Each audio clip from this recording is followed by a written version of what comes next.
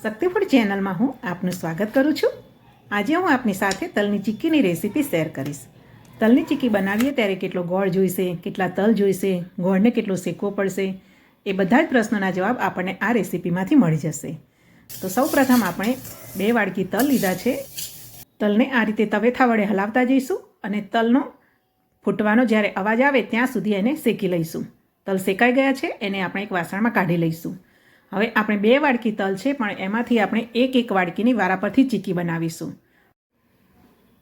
હવે આપણે એક વાડકી તલની ચીક્કી બનાવીશું। ગેસ ચાલુ કરીને ગેસ પર મેં કડાઈ મૂકી છે। મેં 1 મોટી ચમચી ઘી લીધું છે। ઘી ગરમ થઈ ગયું એટલે એમાં 1 વાડકી ગોળ ઉમેર્યો છે। મેં અહીંયા દેશી ગોળ લીધો છે, કોલ્હાપુરી ગોળ પણ લઈ શકાય છે, પરંતુ દેશી ગોળની ચીક્કી ખૂબ જ ટેસ્ટી બને છે। હવે ગોળને આ રીતે તવેથા વડે હલાવતા જઈશું અને શેકતા જઈશું। ગોળનો કલર બદલાય એટલે ગોળનો ટેસ્ટ કરી લઈશું। ગોળ શેકાયો છે કે નહીં એનો ટેસ્ટ કરવા માટે 1 વાડકીમાં પાણી લેવાનું અને એમાં આપણે આ શેકાયેલા ગોળના 2 થી 3 ટપકા પાડ્યા છે। હવે એને આપણે હાથમાં લઈને આ રીતે ભાગી જોઈશું। તો જુઓ, એના ટુકડા નથી થતા, આ રીતે ખેંચાય છે, એટલે હજુ આપણે ગોળને વધારે શેકવાની જરૂર છે। હવે ફરીથી આપણે એનો ટેસ્ટ કરી લઈએ। પાણીમાં ફરીથી આપણે 2 થી 3 ટપકા પાડી લઈએ અને હવે આપણે ગોળને હાથમાં લઈને જુઓ આ રીતે ભાગી જોઈશું તો સરળતાથી એના 2 ટુકડા થઈ જાય છે, એટલે કે હવે ગોળ બરાબર શેકાઈ ગયો છે।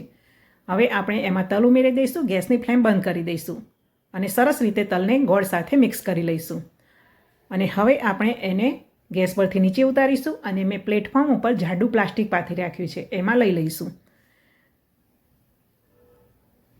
આ પ્રોસેસ આપણે ઝડપથી કરવાની છે, કેમ કે ગરમ ગરમ હોય ત્યારે જ આ ચીક્કી આપણે પ્લાસ્ટિક ઉપર લઈ લઈશું અને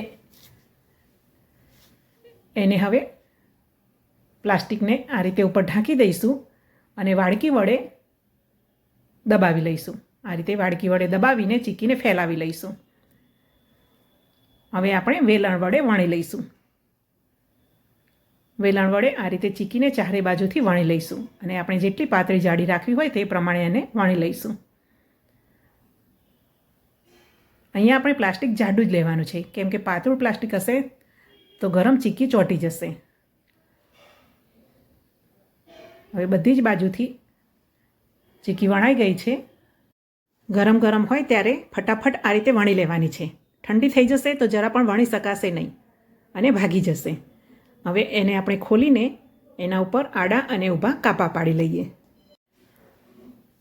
ચીક્કી થોડી ગરમ હોય ત્યારે જ આપણે એમાં કાપા પાડી લઈશું। આ રીતે આડા અને ઊભા મેં કાપા પાડી લીધા છે। હવે એના પીસ બનાવી લઈએ। બધી જ ચીક્કીના મેં પીસ બનાવીને આ રીતે ડીશમાં લઈ લીધા છે। જુઓ, હવે ચીક્કીને આ રીતે તોડીશું તો સરળતાથી તૂટી જાય છે, એટલે કે ચીક્કી આપણી પરફેક્ટ બની છે। તમે પણ ઉત્તરાયણમાં આ રીતે ચીક્કી બનાવશો અને ઉત્તરાયણની મજા માણશો। હેપી ઉત્તરાયણ! તમને મારી આ રેસીપી પસંદ આવી હોય તો વિડીયોને લાઈક કરશો, ચેનલને સબસ્ક્રાઈબ ન કરી હોય તો સબસ્ક્રાઈબ કરશો। જય શ્રી કૃષ્ણ, જય માતાજી। મળીશું આપણે નવી રેસીપી સાથે હવે પછીના વિડીયોમાં। આ રીતે ચીક્કી બનાવશો, કેવી બની છે તે મને કોમેન્ટમાં ચોક્કસ જણાવશો।